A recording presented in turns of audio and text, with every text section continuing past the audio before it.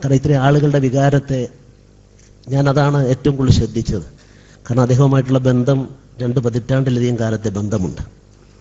എൻ്റെ ബന്ധമൊക്കെ ഞങ്ങളെ രണ്ടുപേരെയും വിവാദത്തിലാക്കിയതാണ്. BJP വാജ്പേയിയുടെ നേതൃത്വത്തിൽ മന്ത്രിസഭ രൂപീകരിച്ചപ്പോൾ അദ്ദേഹം ഞങ്ങളുടെ ഒരു MPയെ അങ്ങോട്ട് ക്ഷണിച്ചു. ഞാനും അവിടെ പോകേണ്ടി വന്ന അവസരത്തിൽ പിറ്റേ ദിവസം മുതൽ അദ്ദേഹം വിവാദത്തിലെ നായകനായി, ഞാൻ നായകനായില്ല, ഞാൻ വിവാദത്തിൽപ്പെട്ട ഒരാളായി, ഒരു പ്രതിയായി. ഞാനിങ്ങനെ ആലോചിക്കുകയായിരുന്നു, അന്ന് വിവാദം സൃഷ്ടിച്ചവർ പറഞ്ഞത് ഞങ്ങളെയൊക്കെ വിളിച്ചു വരുത്തി ചായ കൊടുക്കുന്നത് അനിസ്ലാമികമാണ്, അതുകൊണ്ട് അനിസ്ലാമികമായ കാര്യം അദ്ദേഹം ചെയ്തു എന്നാണ് അന്ന് പറഞ്ഞത്. അന്നത്തെ വാർത്തകളും അന്നത്തെ പ്രസ്താവനകളുമൊക്കെ ഇപ്പോഴും എൻ്റെ ഫയലിലുള്ളത് കൊണ്ട് ഞാൻ പറയാൻ ആഗ്രഹിക്കുന്നു.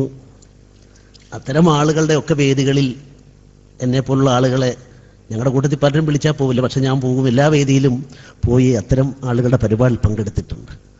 അതുകൊണ്ട് ഇസ്ലാമിക പ്രസ്ഥാനങ്ങളോട് ബന്ധപ്പെട്ട് രാജ്യ താല്പര്യങ്ങൾക്ക് ഹാനികരമായി നിൽക്കുന്നു എന്ന് കരുതുന്നവരൊഴികെ ബാക്കിയുള്ള എല്ലാവരുടെയും പരിപാടികളിൽ പങ്കെടുക്കാൻ അവസരം ലഭിച്ച ഒരു BJP പ്രവർത്തകനാണ് ഞാൻ ഈ അവസരത്തിൽ രണ്ടാഴ്ച ഞാൻ ഓർക്കണം, അദ്ദേഹത്തിൻ്റെ ക്രാന്തദർശിത്വം ഞാൻ ആലോചിക്കുകയാണ്. അന്ന് വാജ്പേയി വന്ന അവസരത്തിൽ, വാജ്പേയി അധികാരത്തിൽ വന്നപ്പോൾ അദ്ദേഹം ബഹുമാന്യായ കാന്തപുരം ഒഴികെ ബാക്കിയുള്ളവരെല്ലാവരും അവരുടേതായ കാരണങ്ങളാൽ, അവർക്ക് അതിന് സ്വാതന്ത്ര്യമുണ്ട്, ഞാൻ അവരെ കുറ്റപ്പെടുത്തുകയല്ല, ഏതാണ്ട് എല്ലാ മുസ്ലിം പ്രസ്ഥാനങ്ങളും ആ പ്രധാനമന്ത്രിയോട് സഹകരിക്കില്ല എന്നുള്ളൊരു നിലപാടാണ് സ്വീകരിച്ചത്. കുമരകത്ത് അദ്ദേഹം വന്നപ്പോൾ എല്ലാവരെയും ക്ഷണിച്ചു, നമുക്ക് സൗഹാർദ്ദമായി സംസാരിക്കാം, ഇന്ത്യൻ പ്രധാനമന്ത്രിയാണ്, രാഷ്ട്രീയ നേതാവെന്ന നിലക്കല്ല. അപ്പോൾ അതിൽ അന്ന് പങ്കെടുത്ത കുമരകത്ത് അദ്ദേഹത്തെ പോയി കണ്ട് തൻ്റെ സമുദായത്തിൻ്റെ വ്യക്തിപരമായ കാര്യങ്ങളൊന്നും അദ്ദേഹം അവിടെ പറഞ്ഞിട്ടില്ല, തൻ്റെ സമുദായത്തിൻ്റെ അവശതകളെക്കുറിച്ചും അതിൻ്റെ താല്പര്യങ്ങൾക്ക് വേണ്ടി ചെയ്യേണ്ട കാര്യങ്ങളെക്കുറിച്ചും അന്ന് ഇന്ത്യൻ പ്രധാനമന്ത്രിയായ വാജ്പേയിയോട് സംസാരിക്കുകയും അതുവഴി സമുദായത്തിന് നേട്ടമുണ്ടാക്കുകയും ചെയ്ത ആ കാലഘട്ടത്തിലെ 15 കൊല്ലം മുമ്പുള്ള ബഹുമാന്യനായ കാന്തപുരം ഉസ്താദിനെ ഞാൻ ഓർക്കുകയാണ്. ഇപ്പം ഞാനത് പറയാൻ കാരണം, 2 ആഴ്ച മുമ്പുള്ള പ്രബോധനം വാരികയിൽ ഒരു പ്രധാനപ്പെട്ട ഇൻ്റർവ്യൂ ഉണ്ട്. അത് പശ്ചിമ ബംഗാളിലെ അവരുടെ സംഘടനയോട് ബന്ധപ്പെട്ട ഇൻ്റർവ്യൂ ആണ്. ആ ഇൻ്റർവ്യൂവിൽ ചോദിച്ചിരിക്കുന്ന ഒരു ചോദ്യം, നിങ്ങൾ എന്തിന് കഴിഞ്ഞ കാലഘട്ടത്തിൽ അവിടെ ഭരിച്ചിരുന്ന 30 കൊല്ലം ഭരിച്ച ഒരു സംവിധാനവുമായി സഹകരിച്ചു എന്ന ചോദ്യത്തിന് അദ്ദേഹം നൽകുന്ന മറുപടി, ഒരായത്തെ ഉദ്ധരിച്ചുകൊണ്ട് അദ്ദേഹം നൽകുന്ന മറുപടി, ഇസ്ലാം ഇന്ന ആയത്ത് പ്രകാരം ഭരിക്കുന്ന ആളുകളുമായി അവരുടെ സൗഹാർദ്ദം, അതുമായി സഹകരിക്കേണ്ട മേഖലയിൽ സഹകരിക്കേണ്ടത് ബാധ്യതയാണെന്ന് പഠിപ്പിച്ച മതമാണ് എന്നാണ് അതിന് മറുപടിയായി അദ്ദേഹം പറഞ്ഞിട്ടുള്ളത്. ഞാൻ ഓർക്കുന്നു, 17 കൊല്ലം മുമ്പ് വാജ്പേയിയെ കാണാൻ വേണ്ടി പോകുന്ന അവസരത്തിൽ, ഒറ്റയാനായി മറ്റു പലരുടെയും എതിർപ്പുകൾ ഉള്ള അവസരത്തിൽ അദ്ദേഹം പോകുമ്പോൾ 17 കൊല്ലം മുമ്പ് എന്നോട് ബഹുമാനപ്പെട്ട ഈ പണ്ഡിതൻ അന്ന് പറഞ്ഞ ഈ വാക്കുകൾ, ഇസ്ലാം ഞങ്ങളെ പഠിപ്പിച്ചത് ഭരണകൂടത്തെ അന്ധമായി എതിർക്കാനല്ല, അതേസമയത്ത് ഭരണകൂടത്തിൻ്റെ ചെയ്തികൾ എതിരായാൽ, സമുദായത്തിനെതിരായാൽ അതിനെതിരായിട്ട് പൊരുതണം, അതിനെതിരായി ചെയ്യേണ്ടതായിട്ടുള്ള കാര്യങ്ങൾ ചെയ്യും, പക്ഷെ അതേസമയത്ത് ഭരണകൂടത്തെ ശത്രുവായി കരുതിക്കൊണ്ട് മാറി നിൽക്കാനല്ല എൻ്റെ മതം എന്നെ പഠിപ്പിച്ചത്, അതാണ് ദൈവകൽപ്പന എന്നുള്ള രൂപത്തിൽ അദ്ദേഹം പറഞ്ഞു. അപ്പോൾ 17 കൊല്ലം മുമ്പ് അദ്ദേഹം പറഞ്ഞ കാര്യങ്ങൾ ഇന്നിപ്പം പ്രബോധനത്തിന് ഉൾക്കൊള്ളേണ്ടി വന്നപ്പോൾ സത്യം എവിടെയാണ് എന്ന് ഞാൻ ഓർക്കുകയായിരുന്നു. അതുകൊണ്ട് അദ്ദേഹത്തിൻ്റെ സ്വീകരണ പരിപാടികളൊക്കെ ഞാൻ പോകാറുണ്ട്. 10, 17, 20 കൊല്ലത്തിനിടയിലുണ്ട്. ഈ അടുത്ത കാലത്ത് 2-3 പരിപാടിക്ക് പോകാൻ സാധിച്ചില്ല. ഇഫ്താർ പാർട്ടിക്ക് വിളിച്ച് പോകാൻ ഞാൻ ഉണ്ടായിരുന്നില്ല. അതുപോലെ ലോ കോളേജിൻ്റെ ഉദ്ഘാടനത്തിന് കഴിഞ്ഞില്ല. അപ്പോൾ ഈ അവസരത്തിൽ ഇന്ന് തീർച്ചയായും ഇവിടെ വരണമെന്ന് കരുതി ഇവിടെ വന്ന അവസരത്തിൽ ഞാൻ പറയാൻ ആഗ്രഹിക്കുന്നു, ഒരു പണ്ഡിതൻ എന്നുള്ള നിലയിൽ അദ്ദേഹത്തിൻ്റെ ഒരു സവിശേഷതയാണ് ഞാൻ കാണുന്നത്. അദ്ദേഹം ഇപ്പം ഞാൻ സിറാജ് ഏറ്റുവാങ്ങി. സിറാജ് ഏറ്റുവാങ്ങുമ്പം സിറാജിൻ്റെ ഏതാണ്ട് എല്ലാ ദിവസവും വായിക്കുന്ന ഒരാളാണ് ഞാൻ. ഈ മിക്കവാറും എല്ലാ പത്രങ്ങളും വായിക്കാറുണ്ട്. അപ്പോൾ അതിൽ സിറാജിൻ്റെ കാഴ്ചപ്പാട് എൻ്റെ രാഷ്ട്രീയ കാഴ്ചപ്പാടിൻ്റെ ഒക്കെ എതിർ ദിശയിലാണ്. അതിനുള്ള സ്വാതന്ത്ര്യമാണ് ജനാധിപത്യം. അപ്പം അതുകൊണ്ട് ആ വിമർശനങ്ങളെ ഞാൻ വാജ്പേയിയുടെ ഒരു വാക്ക് ഓർക്കുകയാണ്.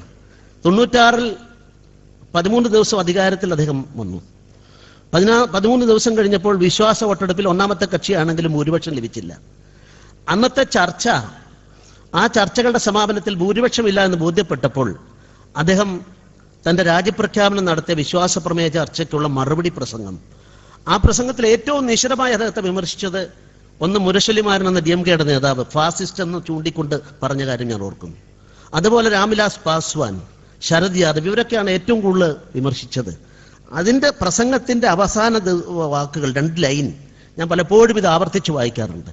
അദ്ദേഹം പറഞ്ഞു, അല്ലയോ സ്തുതിപാഠകരെ, നിങ്ങളല്ല എനിക്ക് അഭികാമ്യം, വിമർശകരെ നിങ്ങളാണ് വഴികാട്ടികൾ, വിമർശകരെ നിങ്ങളാണ് എൻ്റെ വഴികാട്ടികൾ, അതുകൊണ്ട് നിങ്ങൾക്ക് മുമ്പിൽ ഞാൻ നമ്രശിരസ്കനാകുന്നു, നന്ദി പറയുന്നു എന്ന് പറഞ്ഞുകൊണ്ടാണ് അന്ന് മുരശലിമാരൻ്റെയും മറ്റും മുഖത്ത് നോക്കിയാണ് അത് പറഞ്ഞതെന്ന് ഞാൻ അന്നത്തെ TV-യിൽ കണ്ട ചിത്രം ഞാൻ ഓർക്കുകയാണ്. അതുകൊണ്ടാവാം ഒരു കൊല്ലം കഴിയുമ്പോൾ 98 ആവുമ്പോഴേക്കും ആ മുരശലിമാരനും അതേപോലെ തന്നെ രാംവിലാസ് പാസ്വാനും ശരദ് യാദവും ഒക്കെ വാജ്പേയിയോടൊപ്പം ഒരേ സംവിധാനത്തിൻ്റെ ഭാഗമായി ഇന്ത്യ രാജ്യത്ത് മന്ത്രിമാരും ഭരണകൂടവും ഒക്കെയായി മാറിയ സ്ഥിതി ഓർക്കുകയാണ്. ഞാനിതിവിടെ പറയാൻ കാരണം, അദ്ദേഹത്തെ സംബന്ധിച്ചിടത്തോളം അദ്ദേഹത്തിൻ്റെ കാഴ്ചപ്പാട്, ഈ വിശാലമായൊരു കാഴ്ചപ്പാട്, 2 പതിറ്റാണ്ട് കാലത്തെ ബന്ധം, ആ ബന്ധം വെച്ചുകൊണ്ട് എനിക്ക് പറയാൻ സാധിക്കും, ഞങ്ങൾ തമ്മിലുള്ള അന്നത്തൊക്കെ പല ആക്ഷേപങ്ങളും ഇങ്ങനെ വന്നെങ്കിലും BJP-ക്കാരെ സഹായിച്ചു അല്ലെ തിരിച്ചു, ഒരു സഹായവും അതല്ല. പക്ഷെ ഞങ്ങൾ തമ്മിലൊരു കൊടുക്കവാങ്ങലുണ്ട്. ആ കൊടുക്കവാങ്ങൽ അന്യോന്യമുള്ള സ്നേഹമാണ്, ഹൃദയത്തിൻ്റെ ഭാഷയിലുള്ള സ്നേഹത്തിൻ്റെ വാങ്ങലും കൊടുക്കലുമാണ് നടക്കുന്നത്. ആ പ്രക്രിയ അഭംഗുരമായി തുടരും. അതുകൊണ്ട് ഈ കാഴ്ചപ്പാടോടുകൂടിയ ജനനേതാക്കന്മാർ, പണ്ഡിതന്മാർ, തലമുറകൾക്ക് മാർഗദർശിയാകാൻ സാധിക്കുന്ന, ഒരു തലമുറയെ ശരിയായ ദിശയിൽ നയിക്കാൻ സാധിക്കുന്ന അത്തരം ആളുകൾ ഉണ്ടാവണം. അത് തീർച്ചയായിട്ടും നമ്മുടെ രാജ്യത്തിന് ആവശ്യമാണെന്ന് ഞാൻ കരുതുകയാണ്.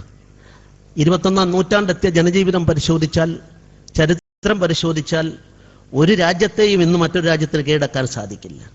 ഒരു മതത്തെയും മറ്റൊരു മതത്തിന് കീഴടക്കാൻ സാധിക്കില്ല. ഒരു ജാതിയെയും മറ്റൊരു ജാതിക്ക് കീഴടക്കാൻ സാധിക്കില്ല. ഒരു രാഷ്ട്രത്തെയും മറ്റൊന്നിനെ ഇല്ലാതാക്കാൻ സാധിക്കില്ല.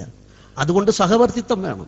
സഹവർത്തിത്വം മാത്രമാണ്, സമന്വയം മാത്രമാണ്, സംഘർഷമല്ല മാനവരാശിയുടെ നിലനിൽപ്പിന് ആധാരമെന്ന അടിസ്ഥാന വിശ്വാസമുള്ളത് കൊണ്ടാണ് അദ്ദേഹം തൻ്റെ യാത്രകൾ നടത്തുന്നത്.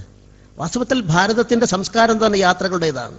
മഹാത്മാഗാന്ധിജി ഭാരതത്തിൻ്റെ ഇന്ത്യൻ നാഷണൽ കോൺഗ്രസിൻ്റെ സ്വാതന്ത്ര്യ സമരത്തിന് നേതാവാകുന്നതിന് മുമ്പ് 1 കൊല്ലം നിരന്തരമായി ഇന്ത്യ യാത്ര ചെയ്തു. ഇന്ത്യയിലെ ജനങ്ങളെപ്പറ്റി മനസ്സിലാക്കാൻ ശ്രമിച്ചു. അങ്ങനെ യാത്ര ചെയ്ത ആളുകളാണ് രാഷ്ട്രനായകന്മാരായി വരാറുള്ളത്. മതപരമായ രംഗത്ത്, ആത്മീയ രംഗത്ത്, പണ്ഡിതന്മാരുടെ കൂട്ടത്തിൽ ഒരു വ്യതിരിക്തനായി ഞാൻ അദ്ദേഹത്തെ കാണുകയാണ്. അദ്ദേഹത്തിൻ്റെ യാത്ര നിരന്തരമായ യാത്രയാണ്. ഞാൻ പലപ്പോഴും അത്ഭുതപ്പെടാറുണ്ട്. ഇത്തരത്തിൽ നിശ്ചയിക്കപ്പെട്ട യാത്ര മാത്രമല്ല, ഒരു പക്ഷേ കേരളത്തിലെ മതനേതാക്കന്മാരെ എടുത്താൽ ഇത്രയും അനശ്വതമായി അനന്തമായി യാത്ര ചെയ്യുന്ന ഒരു ഇസ്ലാമിക മതപണ്ഡിതനെ നിങ്ങൾക്ക് ഇന്ത്യയിൽ എവിടെയും കാണാൻ സാധിക്കില്ല. അത് തന്നെയായിരിക്കാം അദ്ദേഹത്തിന്റെ വിജയരഹസ്യം. ആ വിജയരഹസ്യത്തിന്റെ പിന്നിലെ മർമ്മങ്ങളായ ഇന്നിവിടെ എത്തിച്ചേർന്ന് നിങ്ങൾക്ക് എല്ലാവർക്കും സർവശക്തനായ ദൈവം എല്ലാവിധ അനുഗ്രഹാശീർവാദം നൽകട്ടെ എന്ന് പ്രാർത്ഥിക്കുന്നു. ബഹുമാന്യനായ കാന്തപുരത്തെ സംബന്ധിച്ചിടത്തോളം BJP-ക്കാരനായി ഞാൻ അദ്ദേഹത്തിന് സർവശക്തൻ ദീർഘായുസ് നൽകട്ടെ. അദ്ദേഹത്തിന് കൂടുതൽ കൂടുതൽ ഉയരങ്ങളിലെത്തി ഈ സമുദായത്തെയും ഈ രാഷ്ട്രത്തെയും മുന്നോട്ട് കൊണ്ടുപോകാൻ അസുലഭമായ അവസരമുണ്ടാകട്ടെ എന്ന് പ്രാർത്ഥിച്ചുകൊണ്ട്, ആശംസകൾ അർപ്പിച്ചുകൊണ്ട്, ഈ സിറാജ് ഇതിനെ സംബന്ധിച്ചിടത്തോളം ഞാനിത് വായിച്ചു. ഫാസിസത്തിലേക്കുള്ള വഴിയൊക്കെ എന്നൊക്കെ പറഞ്ഞ് ഞങ്ങളുടെ ചില ഫോട്ടോ ഒക്കെ കൊടുത്തിട്ടുണ്ട്. അതൊക്കെ അത് സ്വാതന്ത്ര്യമാണ്. ഞാൻ അതിനെയും എല്ലാത്തിനെയും സ്വാഗതം ചെയ്യുന്നു. അതാണല്ലോ ജനാധിപത്യം. സ്വാഗതം ചെയ്യുന്നു. സിറാജ് നല്ല ഈടുറ്റ ലേഖനങ്ങളാണ് എനിക്ക് തോന്നുന്നു. അതിലുള്ള അഭിപ്രായ വ്യത്യാസം ഉണ്ടെങ്കിൽ അതാണല്ലോ ജനാധിപത്യം. അതിൽ സിറാജിൽ എഴുതുമ്പം BJP-ക്കാർ നല്ലവരാണെന്ന് എഴുതാൻ പറ്റുമോ? അതുകൊണ്ട് എഴുതട്ടെ. അപ്പോൾ അതിനോടെല്ലാം ഉൾക്കൊണ്ടുകൊണ്ട് ഈ സിറാജിനെ ഞാൻ അദ്ദേഹത്തിൻ്റെ കയ്യിൽ നിന്നും സ്നേഹപുരസ്സരം, ബഹുമാന പുരസ്സരം ഏറ്റുവാങ്ങുന്നു. സിറാജിനും എല്ലാവിധ ആശംസകളും അർപ്പിച്ചുകൊണ്ട് ഞാൻ